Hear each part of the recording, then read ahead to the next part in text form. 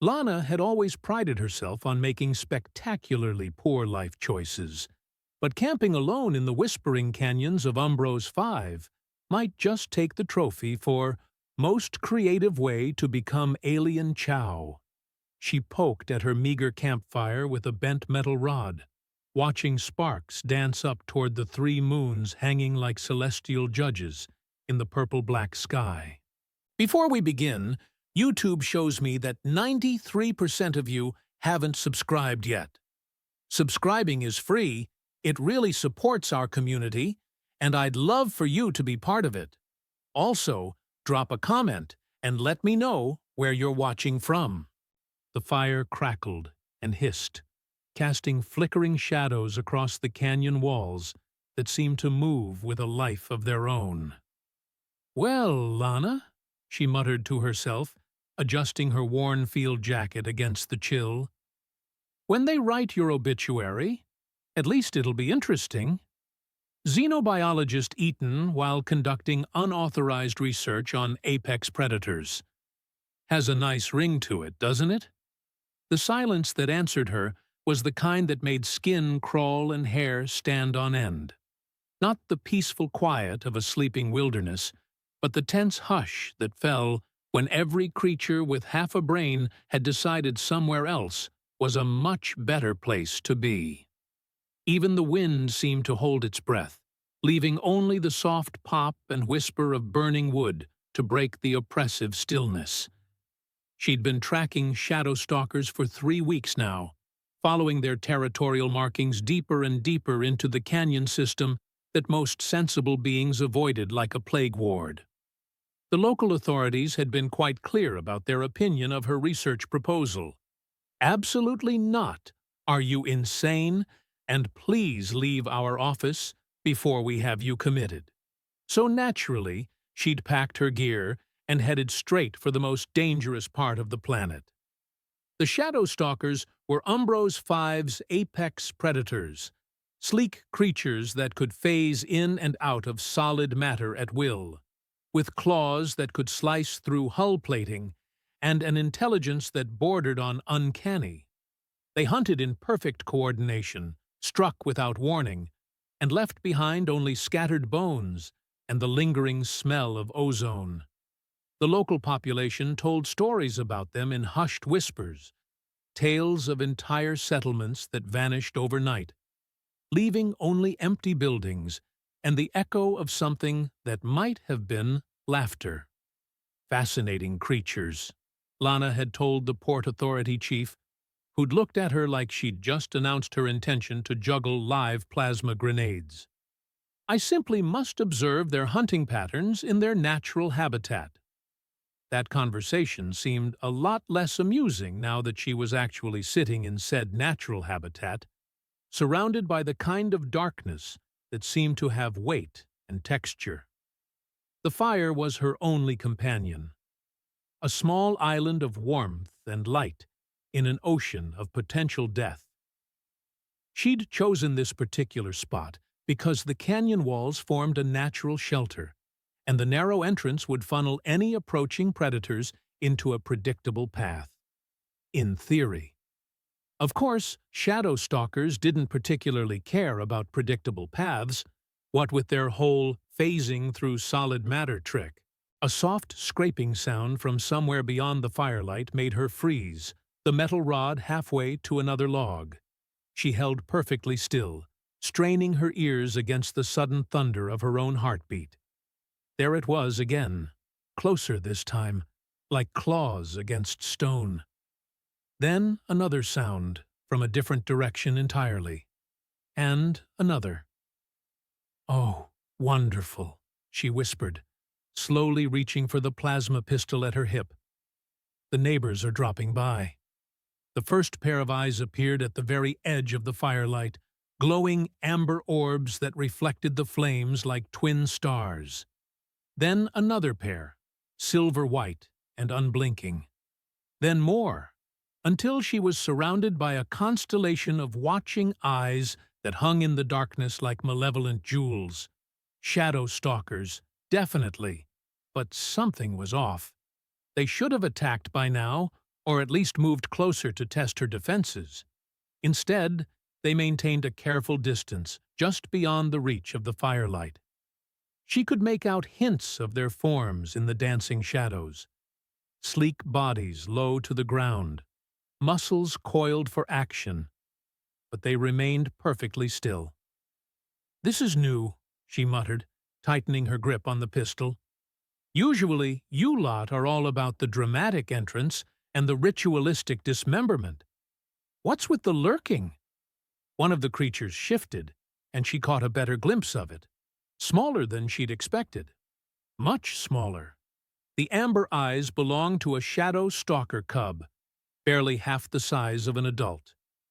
Her scientific mind immediately began cataloging details, even as her survival instincts screamed at her to run. Juvenile proportions, oversized paws, the slightly awkward movement of something still growing into its body. "Cubs," she breathed, then had to stifle a laugh that bordered on hysteria. Of course they're cubs. Because obviously what this situation needed was baby apex predators with abandonment issues. More eyes appeared as her vision adjusted to the darkness. Not just shadow stalker cubs either. The silver-white eyes belonged to something else entirely. Something with a more reptilian head shape and the subtle shimmer of scales. Beyond them, she caught glimpses of fur and feathers, of creatures that should have been trying to eat each other instead of sitting together in some sort of interspecies time-out circle. "This is either the most adorable thing I've ever seen," she told the watching cubs, "or the most terrifying. I'm leaning toward terrifying, considering you're all natural-born killing machines with the approximate moral compass of a black hole." The cubs didn't respond to her commentary, but they didn't attack either. They just watched, with the patient intensity of creatures waiting for something. The fire crackled and popped, sending another shower of sparks into the night, and she noticed how they all flinched slightly when the light flared brighter. Something was keeping them at bay. But what? She'd read every piece of literature on shadow. Stalkers she could get her hands on, including several classified military reports that she definitely wasn't supposed to have access to. None of them mentioned anything about fire being a deterrent. If anything, the creatures seemed to be drawn to heat sources, using them to track their prey across the cold canyon nights. "So, what's the story, kids?" she asked, settling back against her pack with feigned casualness. "Did someone tell you scary stories about the big bad human?" "Because I hate to break it to you, but I'm probably less dangerous than whatever's in your average school lunch." The amber-eyed cub tilted its head, and for a moment she could have sworn it looked almost curious. Not hungry, not predatory, but genuinely interested in what she was saying. The scientific part of her brain immediately started formulating theories about advanced cognitive development in juvenile shadow stalkers, while the part of her that wanted to keep breathing wondered if she was about to become the subject of a very short nature documentary. A new sound echoed from the canyon depths, deeper and more ominous than the soft movements of the cubs. Something was moving down there, something big enough to make the ground vibrate slightly with each step. The cubs' reaction was immediate and telling. They pressed closer to the firelight, not toward her, but toward the safety of the flames themselves. "Ah," Lana said, pieces of the puzzle starting to click together in her mind. "Now we're getting somewhere.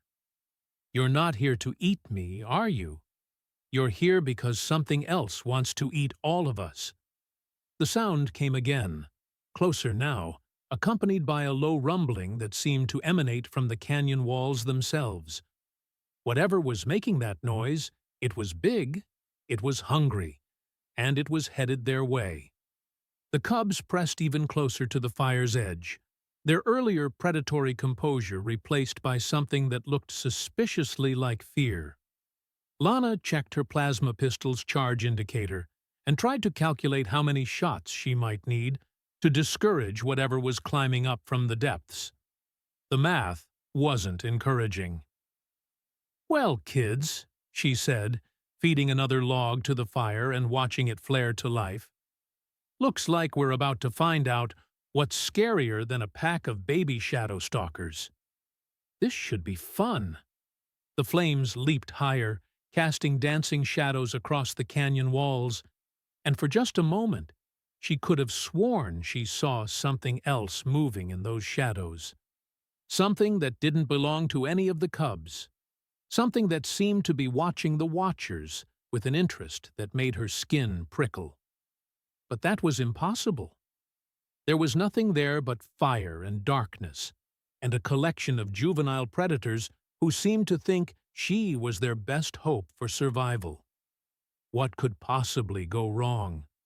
The rumbling from the canyon depths grew stronger, and with it came more uninvited guests to Lana's impromptu campfire gathering.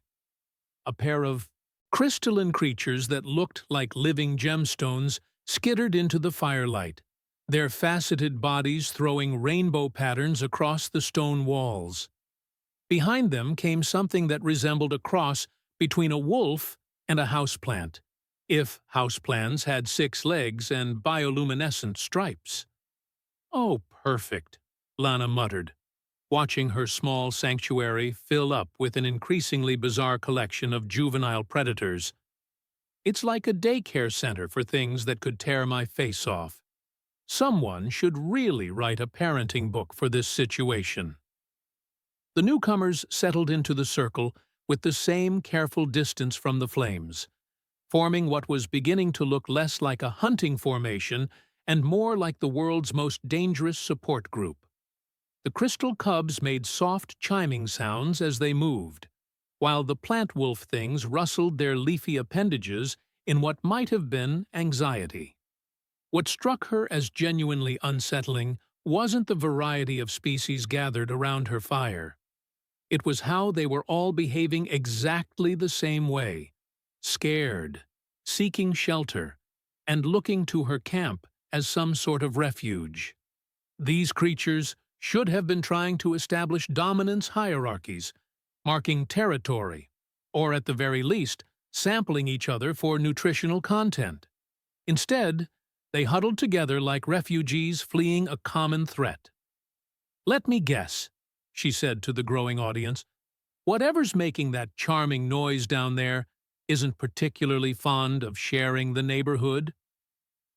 A new sound drifted up from the canyon depths, something that made her blood run cold. It wasn't quite a howl, wasn't quite a roar, but something in between that spoke of intelligence behind the hunger. The cubs' reaction was immediate and universal.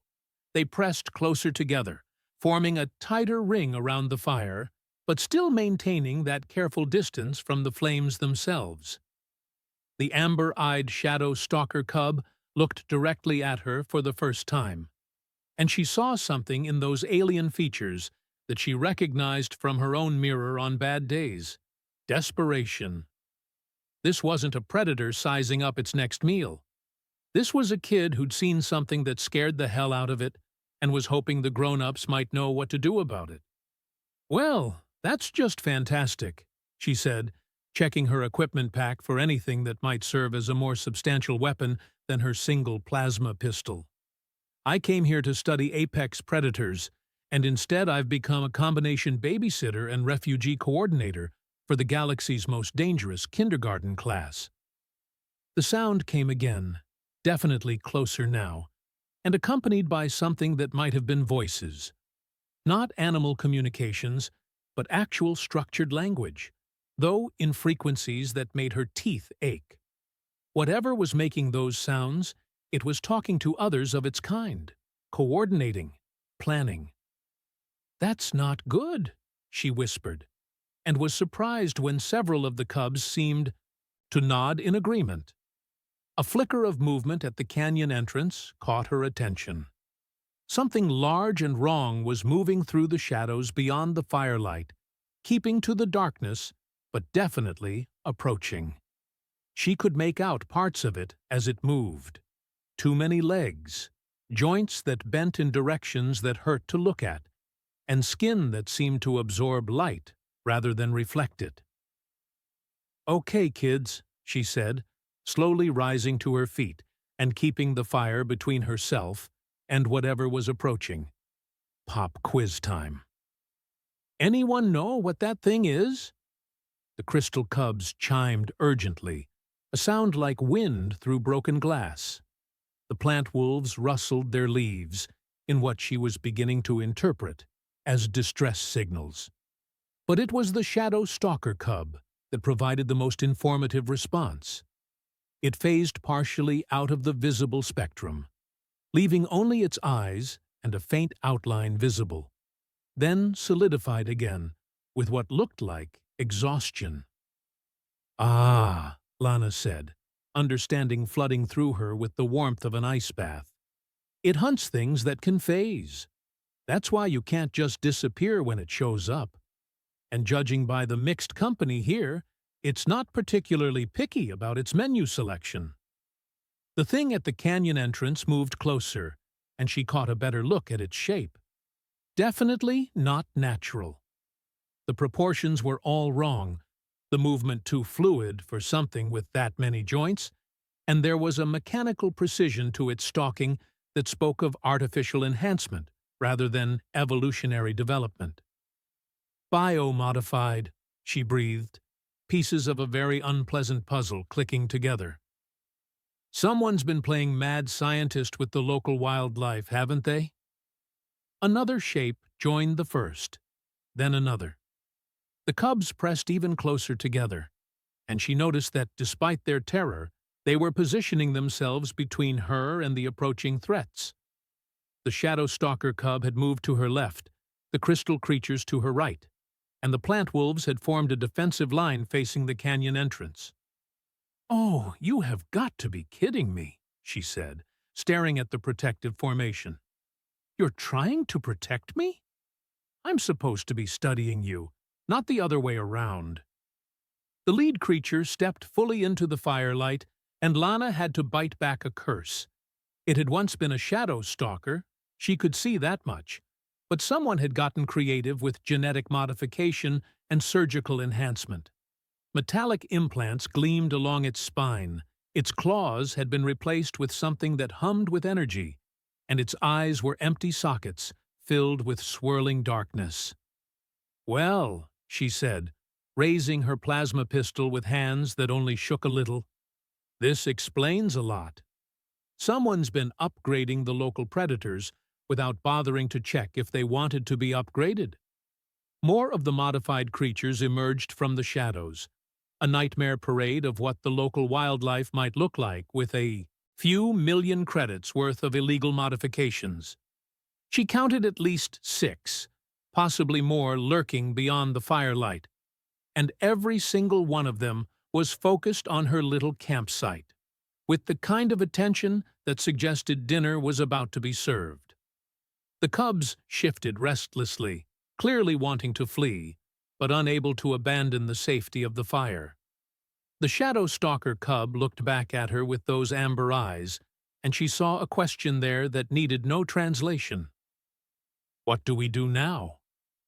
"Good question," she muttered, checking her weapon's charge again. "Any of you happen to know why these things are afraid of my campfire? Because that would be really useful information right about now." The modified creatures began to circle, moving with predatory patience, but staying just beyond the reach of the firelight. They tested the boundaries like water, probing for cracks in a dam, pressing closer whenever the flames dipped low, retreating when they flared higher. "They don't like the fire," she said, thinking out loud. "But it's not the heat or the light that's stopping them. There's something else." She fed another log to the flames and watched them leap higher. The modified creatures flinched back, but more importantly, she caught a glimpse of something else in the dancing shadows. Something that moved independently of the fire. Something that seemed to be watching the watchers with an interest that made her scalp prickle. "What are you?" she whispered, not sure if she was talking to the creatures beyond the light or something much closer to home. The fire crackled and danced, casting wild shadows across the canyon walls, and for just a moment, she could have sworn one of those shadows waved back at her. The modified creatures pressed closer, their artificial enhancements humming with barely contained violence, and the cubs huddled tighter around the fire that stood between them and a fate worse than simple death. Whatever was about to happen, Lana had the distinct feeling she was missing a crucial piece of the puzzle. Something about the fire, about the shadows, about why a pack of juvenile predators had decided a lone human was their best hope for survival. "Well," she said, settling into a defensive stance as the modified hunters prepared for their assault. "I always did say I wanted my research to be groundbreaking. Looks like I'm about to get my wish." The lead modified hunter took a step forward, testing the invisible barrier that seemed to surround Lana's campfire. Its enhanced claws sparked against something that wasn't quite there, sending ripples through the air like heat waves. The creature snarled in frustration, a sound like grinding metal mixed with organic rage. "Interesting," Lana murmured, watching the interaction with professional fascination despite her terror. "There's definitely something here that doesn't want you getting any closer. Question is, what?" She fed another log to the fire, and the flames leaped higher with an enthusiasm that seemed almost eager. The modified creatures all took an involuntary step backward, their artificial enhancements flickering as if interference was disrupting their systems. More importantly, the cubs around her visibly relaxed, settling deeper into their protective circle. "You knew," she said, looking down at the amber-eyed shadow stalker cub. "You all knew there was something special about human campfires, didn't you? That's why you came here instead of just running away."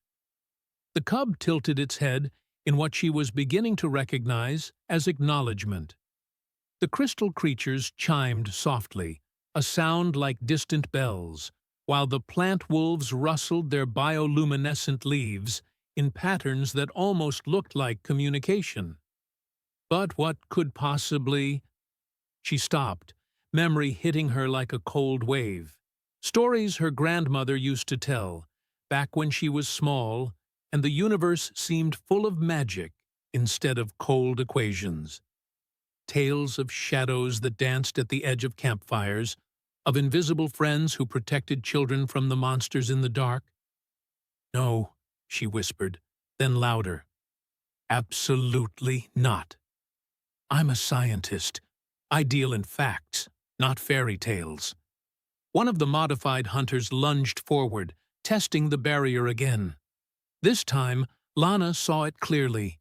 Something dark and fluid rose from the flames like smoke-given substance, intercepting the creature's attack with casual efficiency.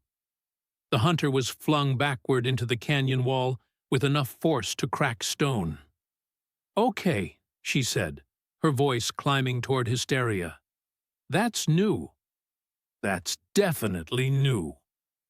The other modified creatures spread out, trying to find a weakness in whatever was protecting the campsite.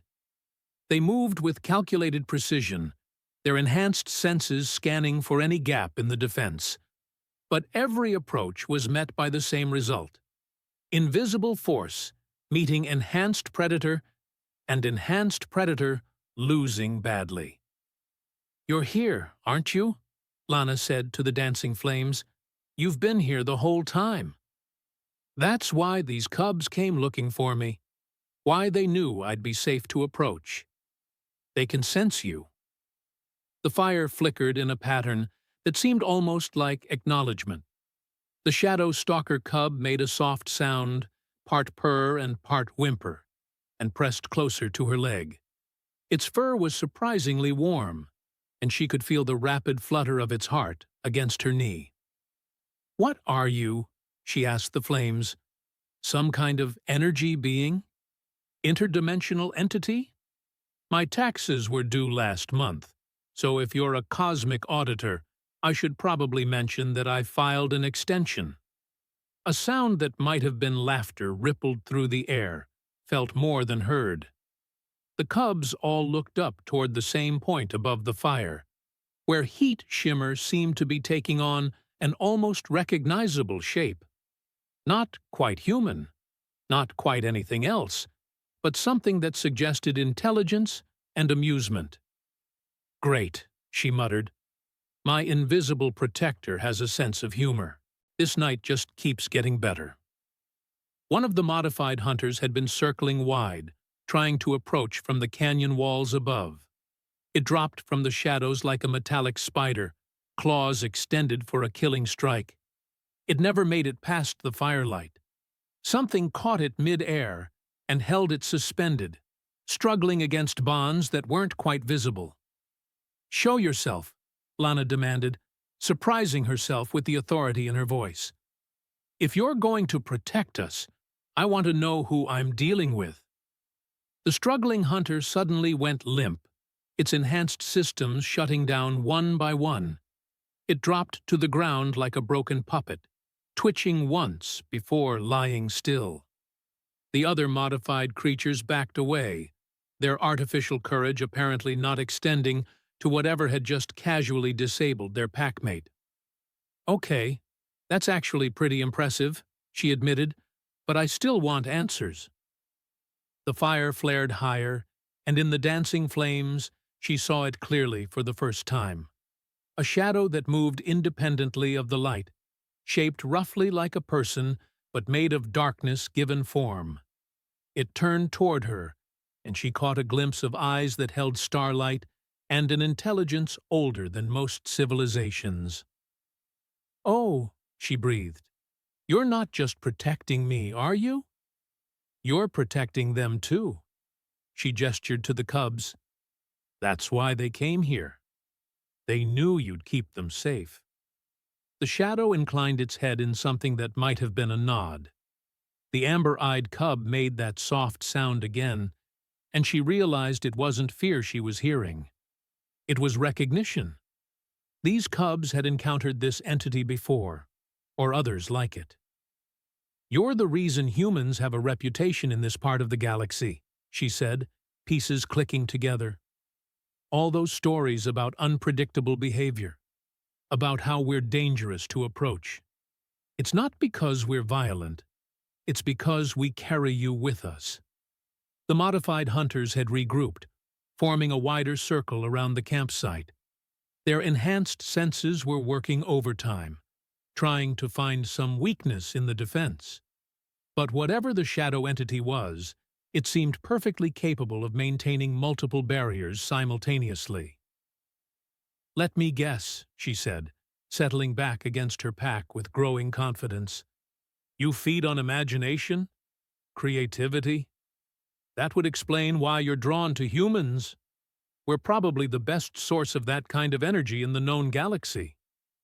The fire crackled approvingly, and the shadow seemed to grow more solid, more present.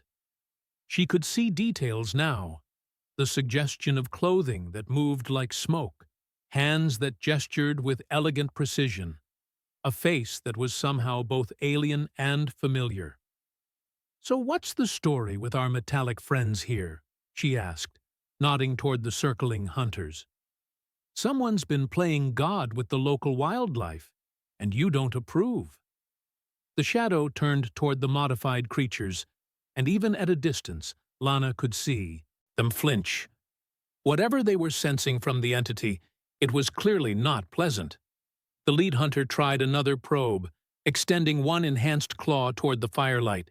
It jerked back as if burned, sparks flying from its artificial systems.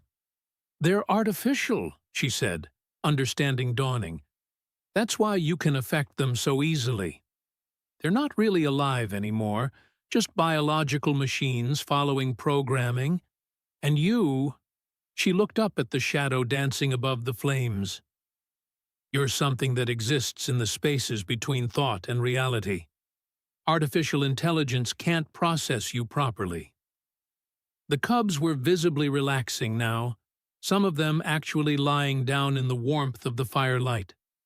The crystal creatures were making soft chiming sounds that reminded her of contented cats, while the plant wolves had settled into something that looked remarkably like a nap.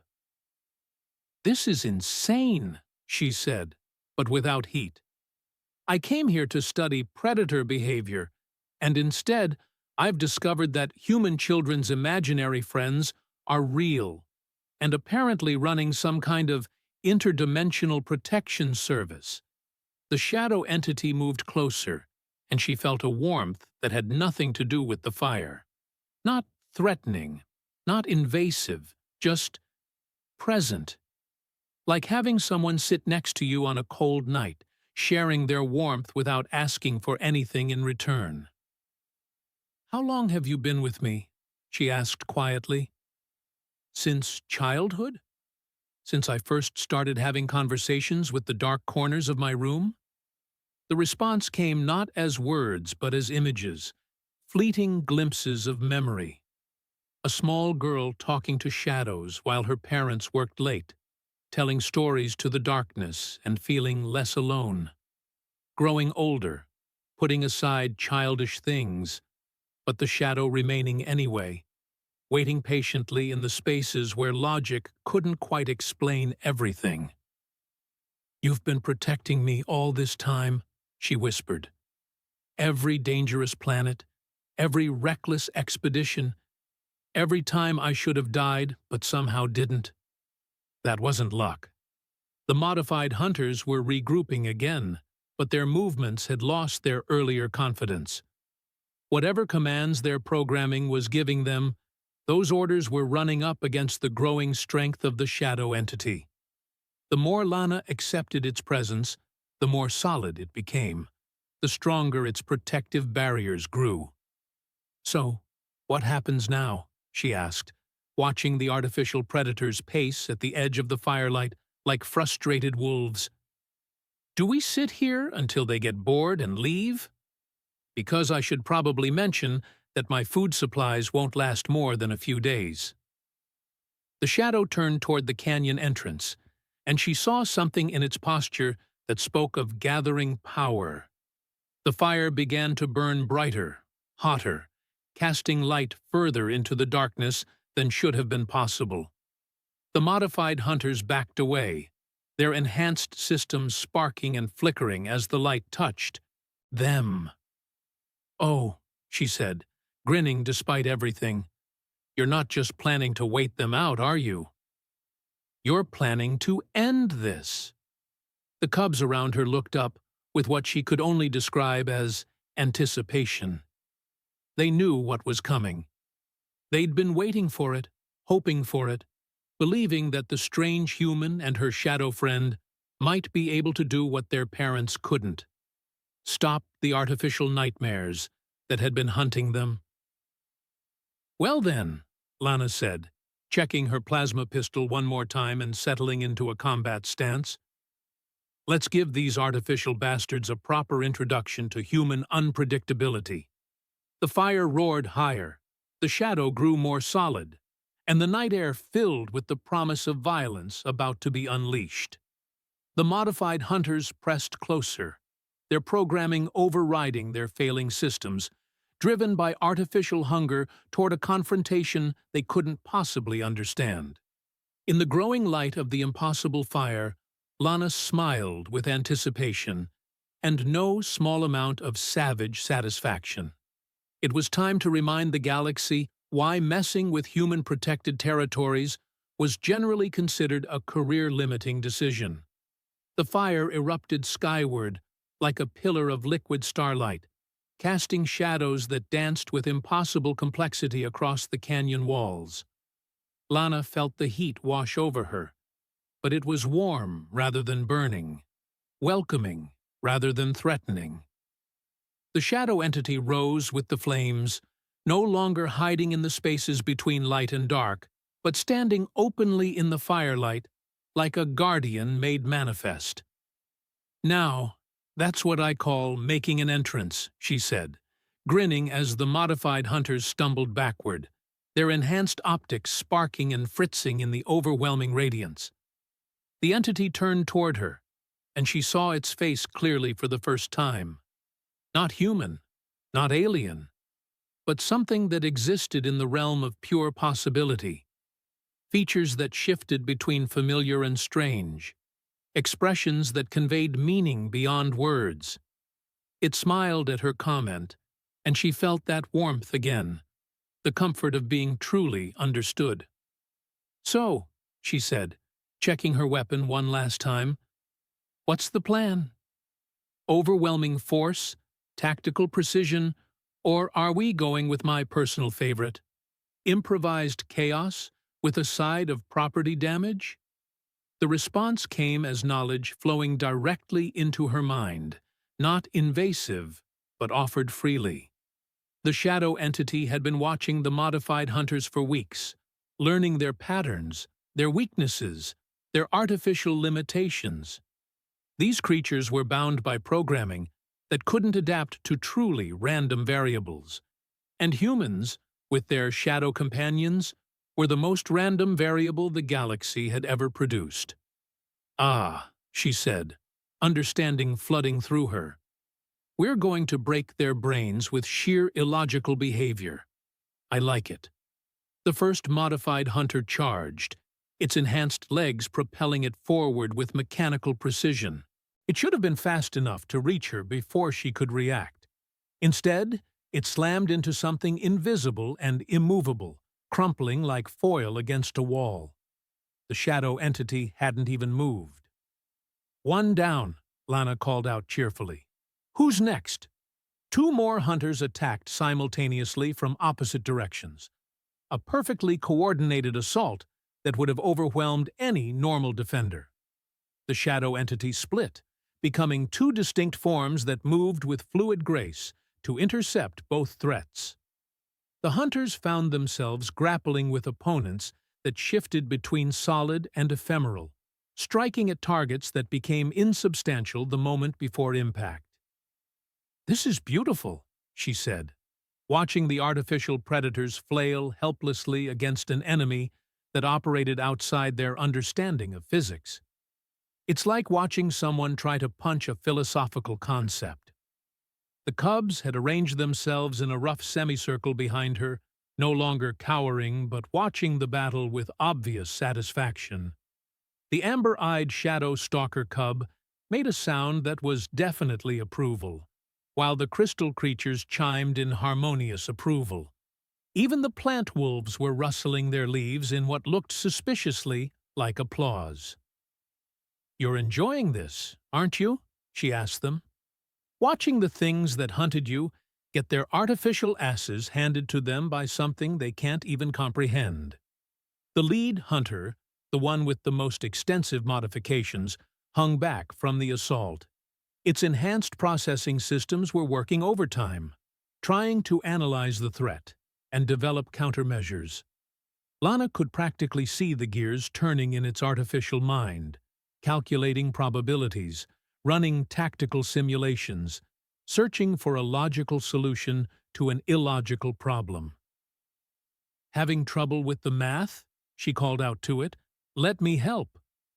The equation is simple. Artificial intelligence plus human imagination equals your systems crashing in 3, 2, 1. The shadow entity surged forward, not attacking the leader directly, but wrapping around it like living darkness. The hunter's enhanced systems began shutting down one by one as the entity interfaced directly with its artificial components, introducing chaos into ordered programs, creativity into rigid logic loops. "That's got to hurt," she said with mock sympathy. "Although I suppose you don't actually feel pain, do you? Just error messages and system failures. How delightfully existential." The remaining hunters tried to retreat, their programming finally recognizing that this was a threat beyond their ability to handle. But the shadow entity had grown beyond the confines of the campfire, expanding into the darkness beyond, cutting off escape routes with walls of living shadow. "Oh no," Lana said, her voice dripping with false concern. "Are you leaving so soon?" But we were just getting acquainted. One by one, the modified hunters collapsed as their artificial systems overloaded, trying to process an entity that existed in the spaces between reality and imagination. Not dead, exactly, but shut down. Their programming locked in infinite loops, trying to solve an equation that had no logical solution. "Well," she said, surveying the battlefield littered with deactivated artificial predators, "that was surprisingly anticlimactic. I was expecting more explosions." The shadow entity began to contract, drawing back toward the fire, but not disappearing entirely. It had changed, she realized.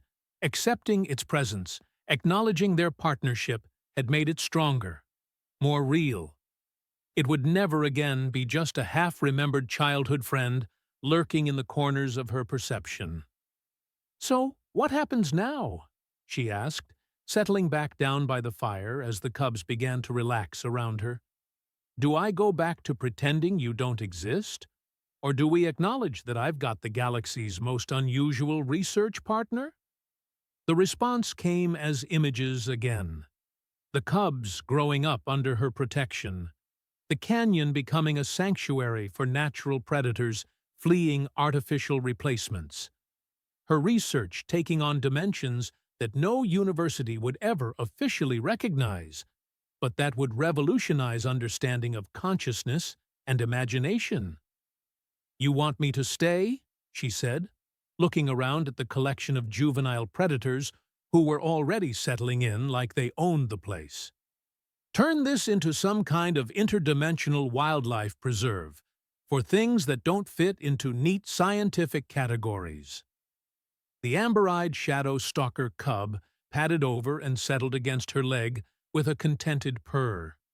The crystal creatures chimed softly, while the plant wolves rustled their bioluminescent leaves in patterns that seemed almost like writing.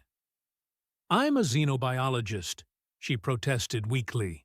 "I study alien life forms in controlled environments, not run a daycare center for supernatural predator cubs with an invisible friend who may or may not be a figment of collective consciousness given form." The shadow entity's amusement was palpable, washing over her like warm laughter.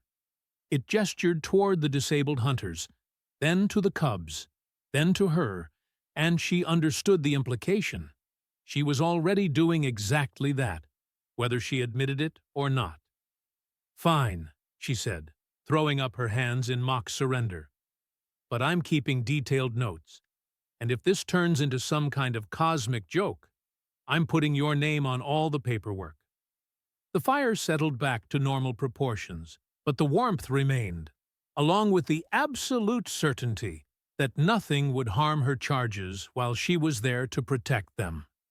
The shadow entity didn't disappear but remained visible, a constant presence that bridged the gap between scientific reality and childhood wonder. "You know," she said, watching the cubs settle in for what was apparently going to be a permanent sleepover. "When I was a kid, I used to dream about having a job where I could make a real difference. I just never imagined it would involve running an interdimensional bed and breakfast for juvenile apex predators." The shadow entity settled beside her, solid enough now to block the wind but still ethereal enough to shift and flow like living smoke. Together, they watched over their unlikely family as the 3 moons traced their paths across the alien sky. "Well," Lana said, absently scratching behind the shadow stalker cub's ears, "I suppose there are worse ways to revolutionize xenobiology. At least my research papers are going to be interesting." In the distance, other sounds began to drift through the canyon. The calls of adult predators searching for their missing young, drawn by some instinct to this place of safety and protection. Soon, she suspected, her little sanctuary was going to get much more crowded. Next time I complain about my job being boring, she told the shadow entity, remind me of this conversation. Because I have a feeling boring just became a luxury I can't afford. The entity's laughter rippled through the air like distant thunder, and the cubs stirred contentedly in their sleep. Above them, the stars wheeled in their ancient patterns, indifferent to the small miracle taking place in one particular canyon on one particular world. Lana leaned back against her pack, one hand resting on warm fur, the other extended toward a fire that burned with more than wood and chemistry. Tomorrow would bring new challenges, new responsibilities, and probably a lot of explaining to various authorities who wouldn't believe a word of her reports. Tonight, though, she was exactly where she belonged. Guardian of the impossible, protector of the lost, and partner to a shadow that had waited patiently through years of logic and science for her to remember that some of the most important truths couldn't be measured or quantified. "Sweet dreams, kids," she whispered to the sleeping cubs. "Tomorrow, we start building something the galaxy's never seen before. A place where the natural and supernatural can coexist without trying to eat each other." The fire crackled softly, the shadow entity kept its eternal watch, and in the heart of the Whispering Canyons, the most unlikely family in the known universe settled in for their first night together. As the night deepened, Lana found herself thinking about the implications of what had just happened. Word would spread, of course. It always did when humans were involved in something impossible. The galactic community would hear whispers of the xenobiologist who'd tamed apex predators with nothing but a campfire and an invisible friend. Some would dismiss it as frontier madness, others would file it under typical human nonsense. But a few would understand the deeper truth. "You know what this means, don't you?" she said to the shadow entity, which had settled into a comfortable position that somehow managed to be both sitting and floating simultaneously. "Every species with cubs in trouble is going to start showing up here. We're going to become the galaxy's unofficial supernatural child protective services." The entity's amusement was evident in the way the firelight danced across its ethereal features. It gestured toward the canyon entrance, where new sounds were already beginning to echo, the cautious calls of adult predators following the scent trails of their missing young. "And speaking of which," Lana continued, pulling out her field notebook and beginning to sketch the sleeping cubs, "I'm going to need to document all of this. The scientific community is going to have an absolute meltdown when they see my reports. Interdimensional entities and their role in xenobiological conservation. A field study in applied impossibility. That should get me invited to all the best conferences." The amber-eyed shadow stalker cub stirred in its sleep, making soft sounds that almost sounded like laughter. The crystal creatures had arranged themselves in a pattern that caught and refracted the firelight into dancing rainbows across the canyon walls, while the plant wolves had somehow managed to root themselves temporarily in the rocky soil, their bioluminescent patches creating a natural nightlight system. "I'm going to need supplies," she mused, making mental calculations.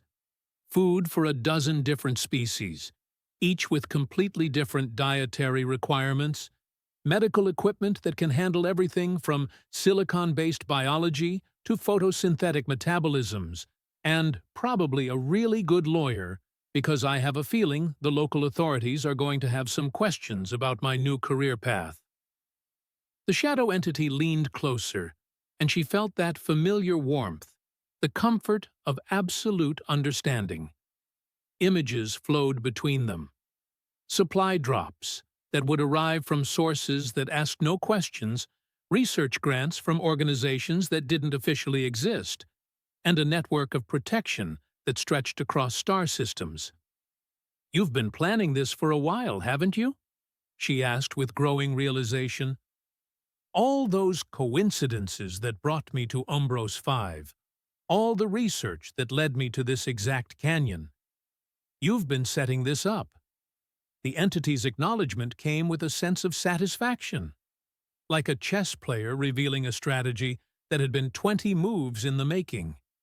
It gestured to the sleeping cubs, then to the disabled artificial hunters, then to her, weaving a narrative of purpose that made her role seem less like accident and more like destiny.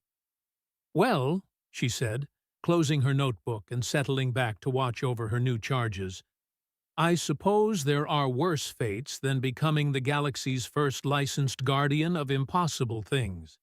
At least the commute is short."